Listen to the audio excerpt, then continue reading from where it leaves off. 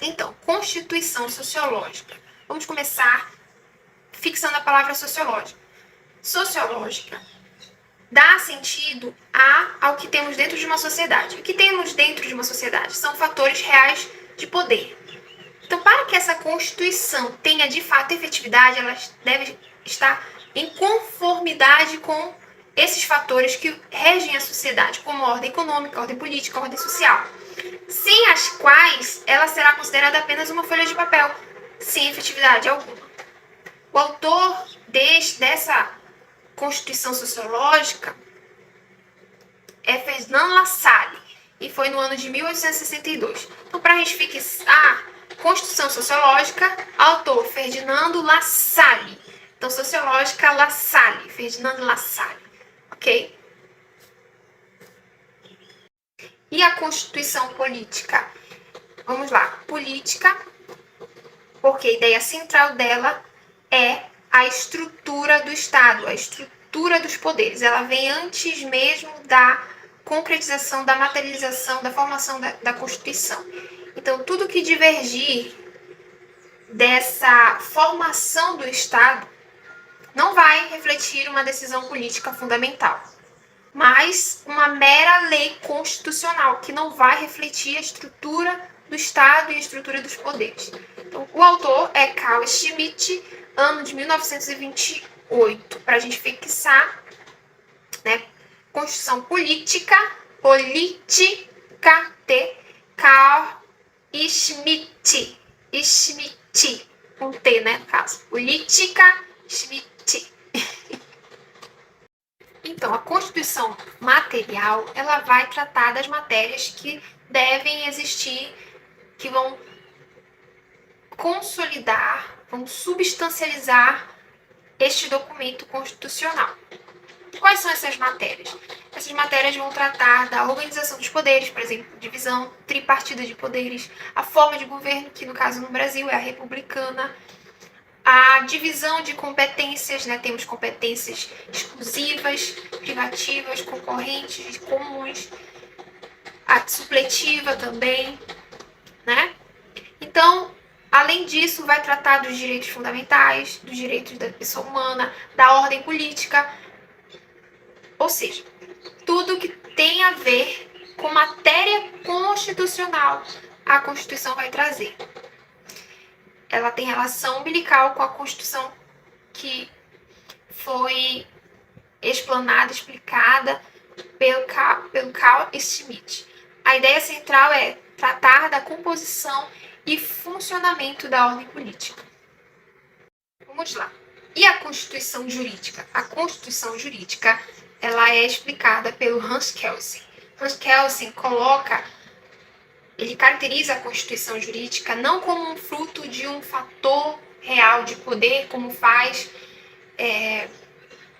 Ferdinand Lassalle, mas ele explica essa Constituição através de dois pontos, que é o plano lógico-jurídico e o plano jurídico-positivo. No plano lógico-jurídico, trata-se de uma norma hipotética fundamental, que advém da vontade racional do homem.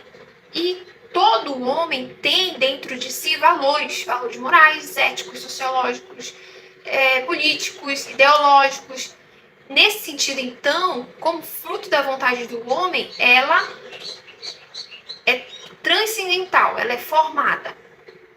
Ela é fruto do deve ser, do dever ser, do deve ser. Como deve ser algo na concepção da vontade daquele grupo, daquela sociedade.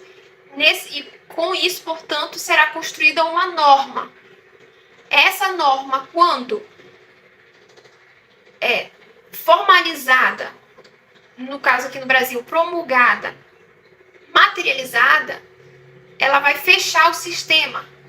E todas as demais normas estarão abaixo dessa norma hipotética fundamental, que se originou do plano lógico-jurídico.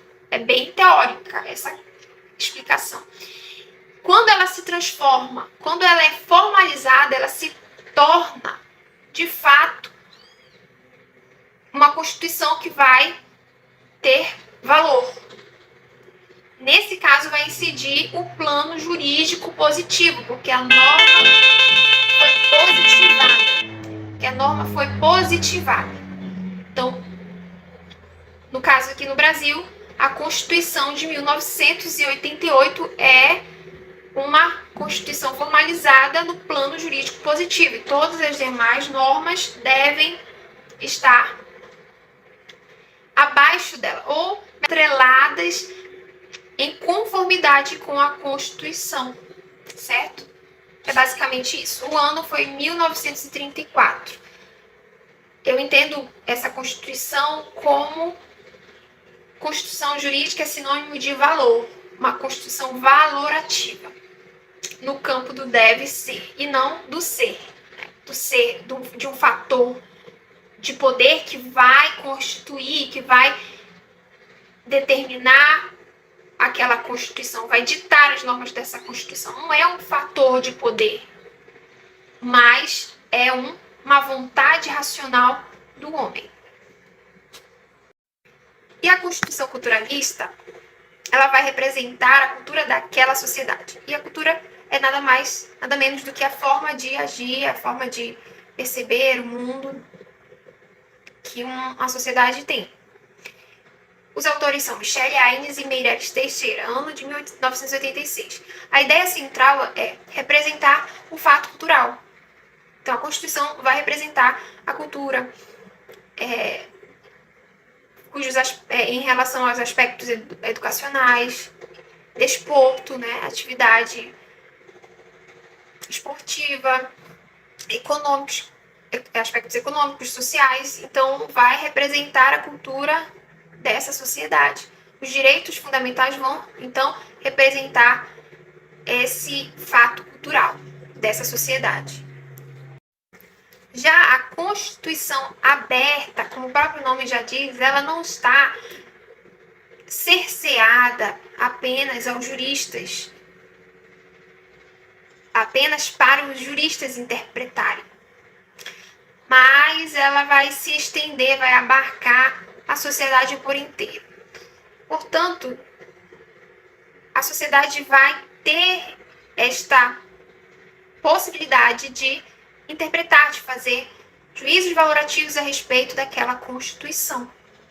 O autor é Peter Aberle, ano de 1975, e a ideia central é: permanece dentro do seu tempo e é interpretada por todos.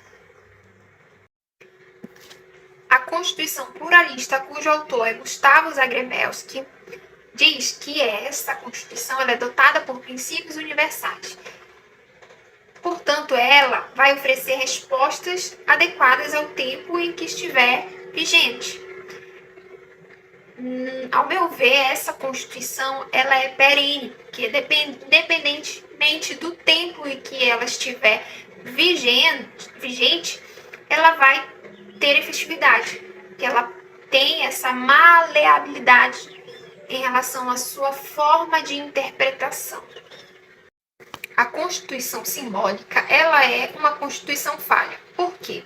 Pela falta da efetividade frente ao rol de direitos e valores sociais que ela tutela. Aqui no Brasil, um exemplo de Constituição simbólica é a de 1937, uma vez que ela foi outorgada pelo golpe de 1937 dado por Getúlio Vargas. E nesse período, os poderes foram abalados, e principalmente o poder legislativo e o judiciário. Então ficou muito difícil de dar efetividade aos direitos e valores que a Constituição tutelava. Prevalecendo, então, o governo, a vontade do governante, no caso, Getúlio Vargas. Pouco importando o que a Constituição, os princípios e valores que ela determinava. Outra situação que também representa uma Constituição simbólica é aquela de Ferdinand Lassalle, que é a Constituição sociológica, onde seria nada mais do que a representação de fatores reais de poder.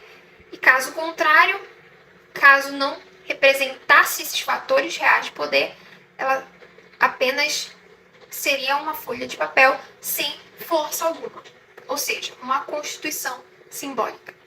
O autor dessa constituição, desse conceito, é Marcelo Neves, no ano de 1994.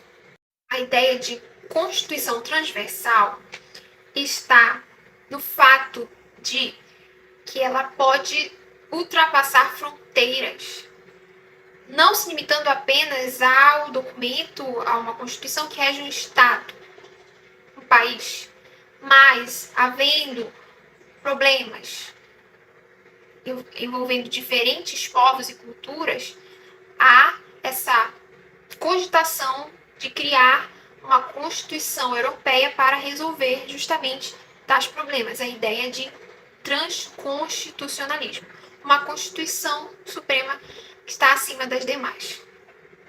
O autor desse conceito